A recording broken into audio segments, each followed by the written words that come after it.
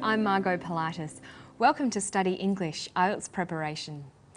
On Study English today, we'll talk about the language of speculation and take a look at identifying the future tense.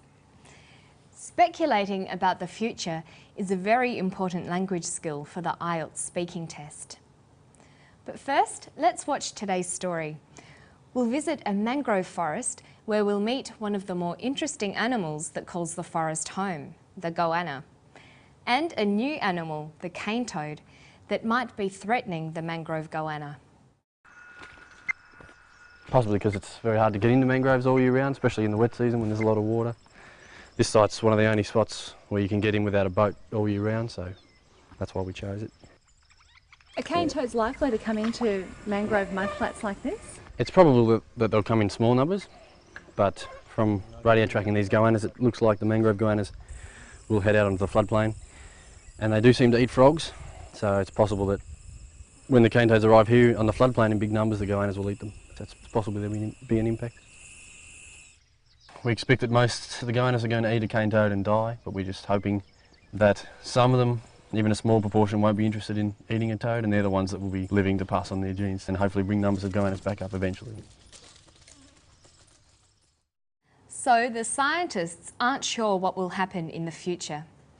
When we're trying to predict the future or speculate about what might happen, we have several language choices.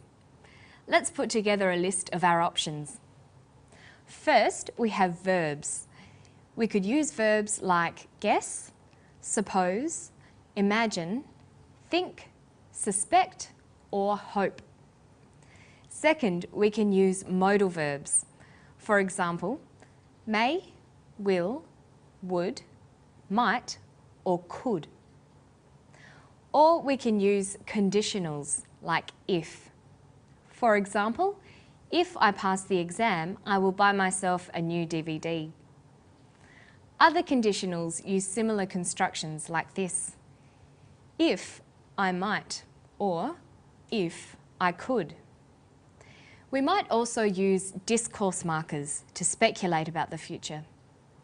Some examples are perhaps, maybe, hopefully, possibly, or even you never know.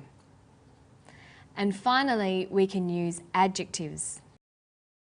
It's likely that, it's unlikely that, or it's possible that. So here's our list of choices.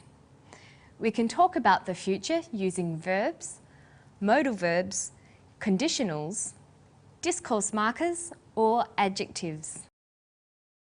Now let's hear some of these in practice. Listen to James Smith talking about what might happen to the cane toads and goannas.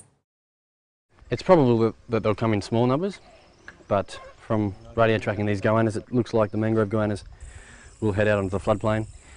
And they do seem to eat frogs, so it's possible that when the cane toads arrive here on the floodplain in big numbers, the goannas will eat them. So it's possible there will be an impact. He says it looks like the mangrove goannas will head out.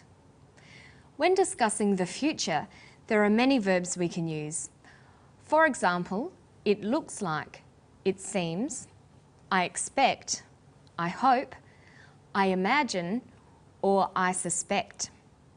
These verbs are followed by future tense constructions.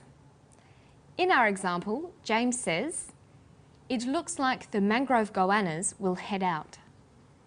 He uses the future tense, will, to say what the goannas will do in the future. Let's hear more from James. We expect that most of the goannas are going to eat a cane toad and die, but we're just hoping that some of them, even a small proportion, won't be interested in eating a toad, and they're the ones that will be living to pass on their genes and hopefully bring numbers of goannas back up eventually. James says, we expect that most of the goannas are going to eat a cane toad. Expect is the verb, and are going to eat uses the future tense to predict what will happen. James also uses discourse markers. He says that if goannas don't eat toads, then this will hopefully bring numbers of goannas back up. Discourse markers like hopefully, maybe, possibly, or probably can all be used to speculate about the future. They can also give us an idea about what the speaker thinks. James hopes the goannas will survive. The final item on our list was adjectives. Listen to how James uses adjectives to speculate about the future. It's probable that they'll come in small numbers, but from radio tracking these goannas, it looks like the mangrove goannas will head out onto the floodplain. And they do seem to eat frogs, so it's possible that when the cane toads arrive here on the floodplain in big numbers, the goannas will eat them. So it's possible there will be an impact. James says it's probable and it's possible. These are examples of using adjectives to show that the speaker is talking about something that might happen in the future. James is speculating about things that might happen.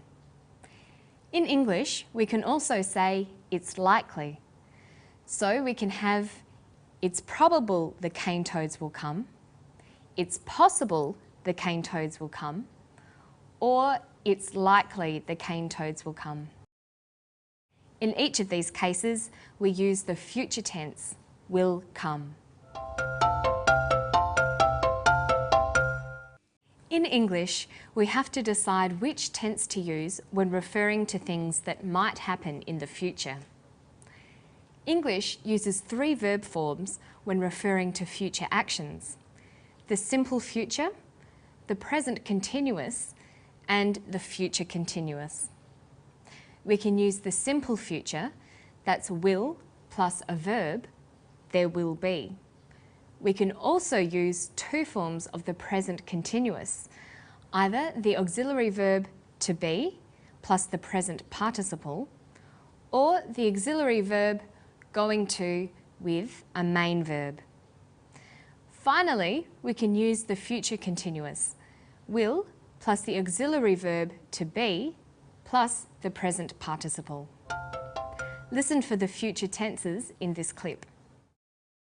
We expect that most of the goannas are going to eat a cane toad and die, but we're just hoping that some of them, even a small proportion, won't be interested in eating a toad, and they're the ones that will be living to pass on their genes and hopefully bring numbers of goannas back up eventually.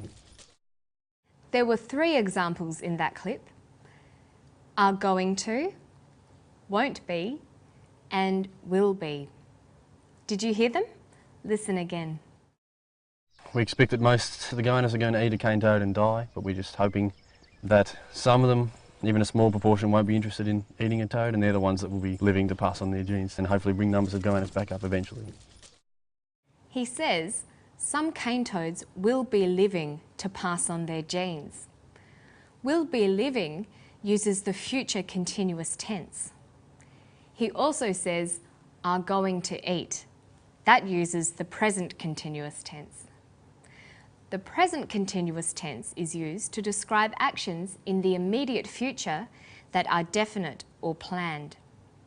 A good example of the present continuous tense is, what are you doing tonight? I'm going to see a film. And that's all for Study English today. Let's take a look back at the things we've talked about. First, we looked at the language of speculation, the language you use to talk about things that might happen in the future. We saw examples of verbs, modal verbs, conditionals, discourse markers, and adjectives. Then we looked at examples of future tenses, the simple future tense, the present continuous tense, and the future continuous tense.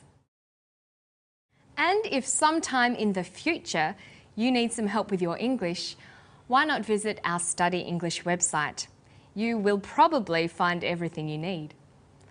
And that's all for today. I'll see you next time for more Study English. Bye-bye.